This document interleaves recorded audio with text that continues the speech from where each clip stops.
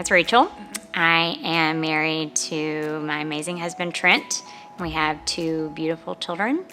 I've been a nurse for 12 years, and family is my everything. I love to laugh, have fun, joke around, have a good time. Life before RTC was busy. I was a mom. I was running kids around everywhere, had a newborn. About a week after my son was born is when my daughter started having seizures. So it was a lot of doctor's appointments, traveling everywhere, long trips to Houston. What finally put me over was one day I looked in the mirror, and kind of that moment where you go, how did I get here? How did I let myself get to this place? I was unhappy. I was uncomfortable with how I looked, how I felt. The moment I decided to focus on me was when I started feeling the effects of the way I looked and felt. My husband then said, you gotta have a hobby. You've gotta find something that you love to do. And so I was like, I don't know, I don't have any activities that I like to do. And so he said, well, why don't you try working out? I said, okay, I need to get back in shape. I know I'm not where I wanna be. And so I kind of did some research, and that's where I found RTC. About a month into RTC, I got news that my daughter was gonna have to have brain surgery, that they had found something after many years of trials of medication and no success, and she was progressively getting worse. They did a case review and initially had found something on her MRI from her very first MRI, and called me and said for her to have any sort of life, she would need open brain surgery. I felt overwhelmed. I felt like my life was over. I had lost control. And I do remember the day I came in here and you're like, what's wrong? And I told you, and you gave me a big hug, and you're like, it's gonna be okay. We'll have a good workout today. When you leave, you'll feel good. And when I left, I kind of, in that moment, felt okay. So I'll never forget the day that Rachel came in, and she was upset. Now, I've seen people just have bad days, but this was different. And she told me what happened, and she broke down in tears. And I gave her a hug, and I said, look, let's just focus on today's workout. Let's just get you to feel good, and we'll go from there. And she walked away. She felt a little better, and she saw that, you know what, the clouds are going to part, everything's going to be okay. Well, the next time we came in, we saw how much better that made her feel. So I told her, I was like, I want you here every day, twice a day, as often as you can get here.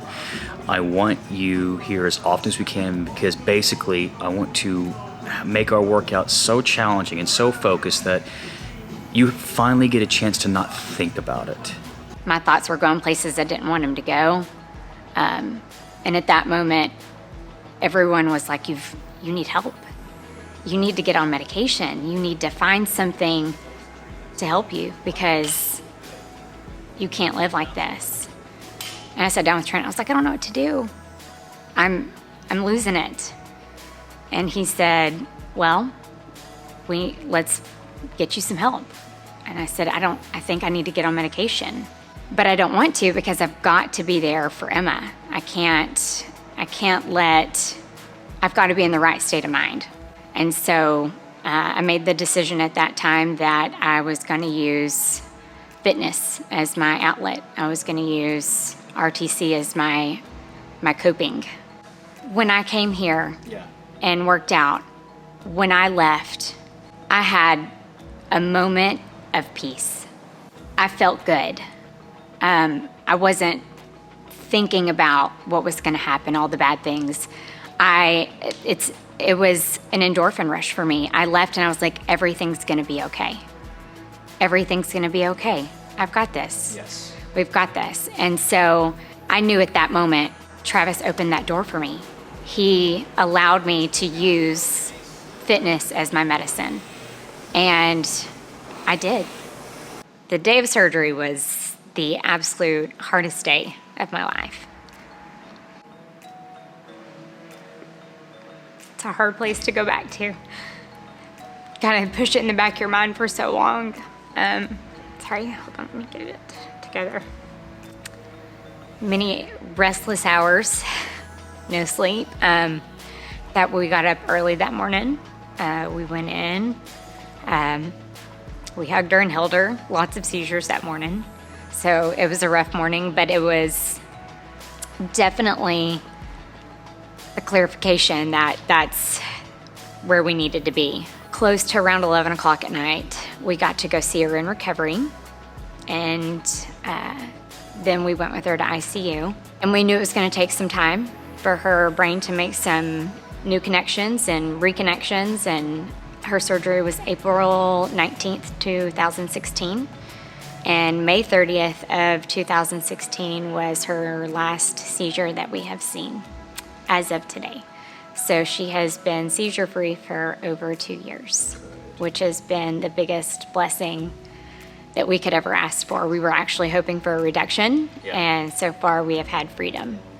Life is, it's still life. There's, but it's a happy time for us. It is, I don't want to say normal, but we feel some sort of normalcy now because every day was, when's the next seizure? What medication? And, when's our next appointment?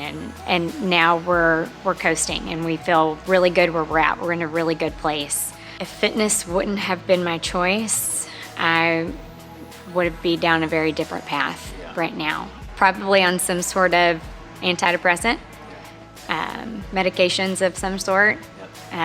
But fitness has been my medicine, and it's led me to a very good place in my life where I finally feel good. I can try on clothes. I can, put on stuff that I wouldn't wear before and feel good. My best advice for anyone going through anything would be that it's okay to take time for yourself, to not feel guilty about taking the time to take care of yourself. I think it allows you to cope better. I think it allows you to be there for your family, for your kids, and that it's okay. It's okay and to not feel guilty about it.